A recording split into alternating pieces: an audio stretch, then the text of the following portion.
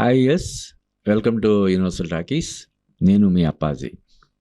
బాలీవుడ్లో బార్డర్ 2 అనే సినిమా ఏ రేంజ్లో సక్సెస్ సాధిస్తుందో మనం చూస్తున్నాం.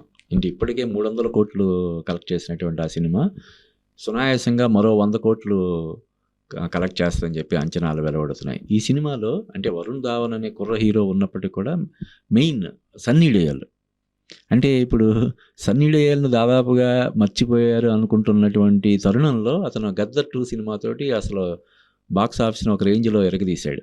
తర్వాత 'గద్దర్ 2' తర్వాత ఇప్పుడు మళ్ళీ 'బార్డర్ 2' ఈ సినిమా కూడా అసాధారణమైనటువంటి విజయం సాధిస్తుంది. సన్నీ డియోల్ వయసు చూస్తే ఇప్పుడు 70కి దగ్గరలో ఉన్నాడు. 68, 69 సంవత్సరాల వయసులో అతను మళ్ళీ తన సూపర్ స్టార్డమ్ ఏదైతే ఇప్పుడు అమీర్ ఖాన్, సల్మాన్ ఖాన్, షారుఖ్ ఖాన్ వాళ్ళు ఉన్నారు, అక్షయ్ కుమార్ వాళ్ళ జాబితాలో అంటే టాప్ 5 హీరోల జాబితాలో ఇప్పుడు తను చేరిపోతున్నాడు. అంటే మన తెలుగులో కూడా ఒక నిర్మాణ సంస్థ మైత్రి మూవీ మేకర్స్ ఒక సినిమాని సన్నీ డియోల్ తోటి గోపీచంద్ మల్లేని దర్శకత్వంలో 'జాట్' అనే సినిమా హిందీలో చేసింది. అంటే ఇప్పటికి అతనికి అంత క్రేజ్ ఉంది. అంటే 68 సంవత్సరాల వయసులో అతను అతిపెద్ద విజయాన్ని మళ్ళీ అందుకోవడం. అంటే ఇది బాలీవుడ్లోనే కాదు, మనం ఇప్పుడు సౌత్ ఇండియాలో కూడా చూస్తున్నాం. ఇప్పుడు మన మెగాస్టార్ చిరంజీవి 'మనశంకర వరప్రసాద్' గారు సినిమాతోటి సూపర్ డూపర్ హిట్ కొట్టేశాడు. అంటే మన రీజనల్ ఫిల్మ్స్లో ఇండస్ట్రీ హిట్ లాగా ఆ సినిమా నిలుస్తుంది. ఇంకా ఇప్పటికీ still it is going strong. ఆయన వయసు 70 సంవత్సరాలు. సరే, చిరంజీవి 70 సంవత్సరాలు అంటే ఇప్పుడు మన తమిళ్ సూపర్ స్టార్ రజనీకాంత్ ఆయన 75 సంవత్సరాలు. 75 సంవత్సరాల వయసులో కూడా అసలు అసలు ఎక్కడా గ్యాప్ తీసుకోకుండా సినిమాలు చేస్తున్నాడు. ఇప్పుడు 'జైలర్ 2' సినిమా షూటింగ్లో ఉంది. దీని తర్వాత కమల్ హాసన్తో కలిసి ఒక సినిమా చేసేందుకు గతంలో వాళ్ళిద్దరు కాంబినేషన్లో చాలా సినిమాలు వచ్చినా కూడా ఎందుకో తర్వాత ఆ కాంబినేషన్ ఇద్దరు సూపర్ స్టార్స్ అయిపోవడం వల్ల కావచ్చు, రెమ్యునరేషన్స్ పరంగా కూడా విపరీతంగా పెరిగిపోయి ఉండడం వల్ల ఇలాగా వాళ్ళిద్దరిని ఒక సినిమాలో అకామిడేట్ చేయడానికి వీలు కాని పరిస్థితులు ఇప్పటివరకు అది అవ్వలేదు. కానీ ఇప్పుడు మళ్ళీ వాళ్ళిద్దరూ కలిసి ఒక సినిమా చేయబోతున్నారు. అలాగే ఇంకా అట్లీ దర్శకత్వంలో ఒక సినిమా అంటున్నారు.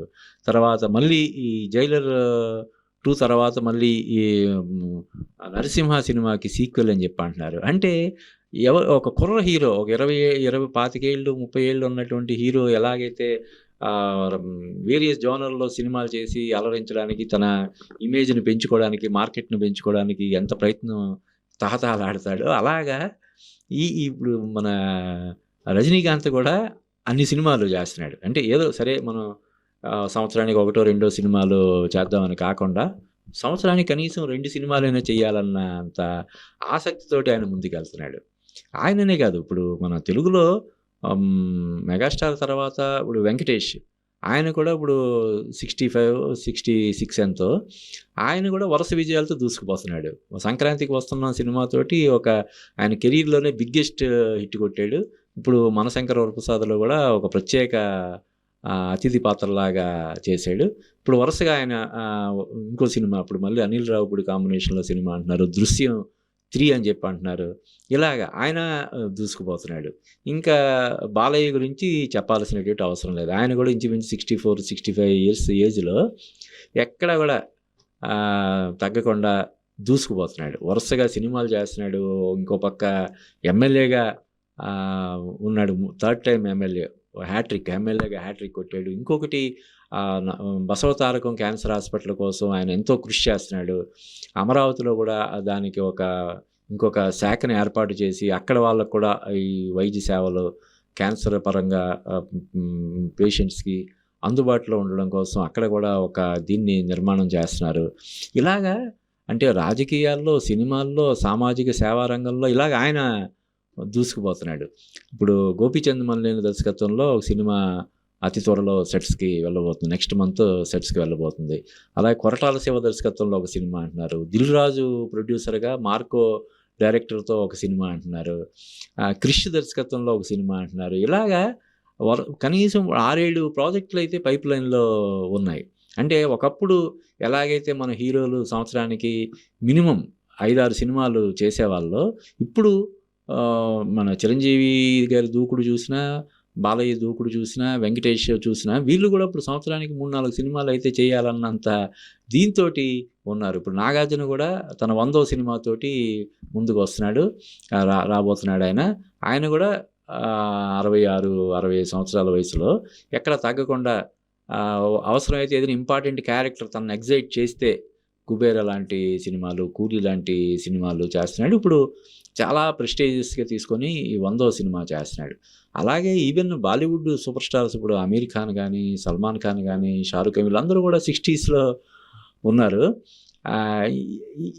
ఎవరు కూడా ఇంకెందుకులే మనం కొంచెం స్పీడ్ తగ్గిద్దామన్న ఇది లేదు. ముఖ్యంగా చిరంజీవి లాంటి వాళ్ళు, మనం రజనీకాంత్, బాలయ్య ఇటువంటి వాళ్ళు అందరూ ఎక్కడా కూడా వయసు పైబడిందన్న భావనే రానివ్వకుండా ఒక కుర్ర హీరోలకి ధీటుగా, ఇంకా చెప్పాలంటే వాళ్ళకి పోటీగా దూసుకుపోతుండడం అనేది అందరికీ ఒక ఎంతో ఇన్స్పిరేషన్, ఎంతో స్ఫూర్తినిచ్చే విషయంగా మనం చెప్పాలి. ఆ మాటకు వస్తే ఇప్పుడు మన దేశాన్ని పరిపాలిస్తున్నటువంటి నరేంద్ర మోడీ, ఆయన 75 సంవత్సరాల వయసు.